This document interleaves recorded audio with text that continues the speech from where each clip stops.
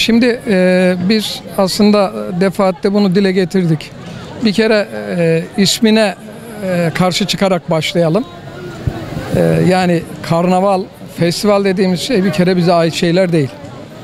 Yani kavramlar bir kere problemli.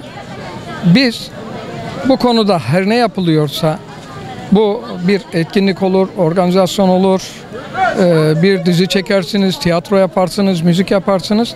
Her şeyin, yaptığınız her şeyin içeriği dolu dolu ve toplumun faydasına ve gerçekten üreten, kendi değerlerimizi ileriye taşıyan bir şey olmalı.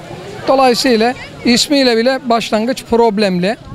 Burada yapılan etkinlikler noktasında bizim zaten hem ismine hem de içeriğine karşı olduğumuzu söyledik. Dolayısıyla biz o karnavalın burada Gazze vurulurken dünyanın dört bir yanında, özellikle batıda insanlar ayağa kalkmışken, sokaklarda büyük eylemlerin, organizasyonların olduğu bir yerde, Müslüman bir ülkede böyle bir manzaranın görülmesi içimizi yakıyor. Neden? Yani burada farklı farklı işte konserler düzenleniyor. Yine bunun içeriğine baktığınızda bize hitap eden şeyler değil. Yani içerik olarak da, söylem olarak da. Ya biz her şeyin dediğim gibi ülkemizi bir yere taşıyacak, gençlerimizi bir yere taşıyacak şekilde olmasından yanayız açıkçası. Ya bu işin muhatapları aslında değişiyor sürekli.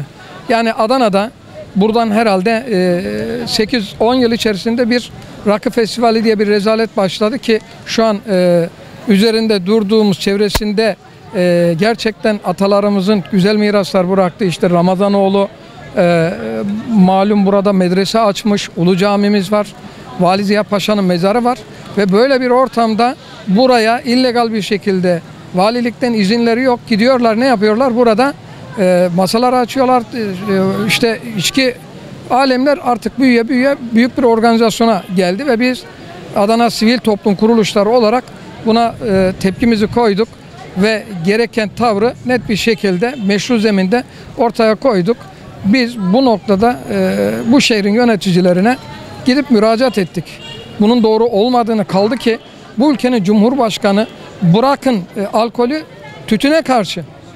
Yani siz alkolü yaygınlaştırıyorsunuz, gençleri bu noktada kötülüğe teşvik ediyorsunuz diye biz ilgili makamlarla görüştük ve süreç içerisinde bu bertaraf oldu derken arkasından baktık ki işte nedir?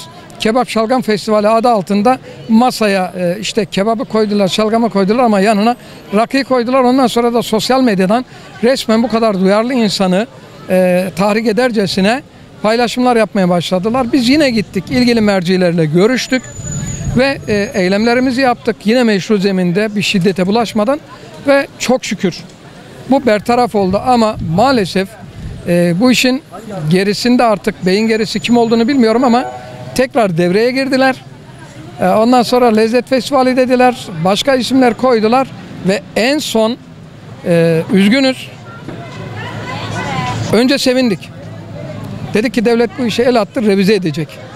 Kültür Yolu Festivali deyince heyecanlandık. Dedik ki biz evet bu toprakların özünde, bağrında yetişmiş sanatçısını, edebiyatçısını, şairini, ne varsa bunları bir araya getirecek, müzisyenini ve kendi kültürümüz olan sanatçıları yapacak, konserler verdirecek, programlar yapacak, konferanslar olacak, işte fotoğraf sergileri vesaire.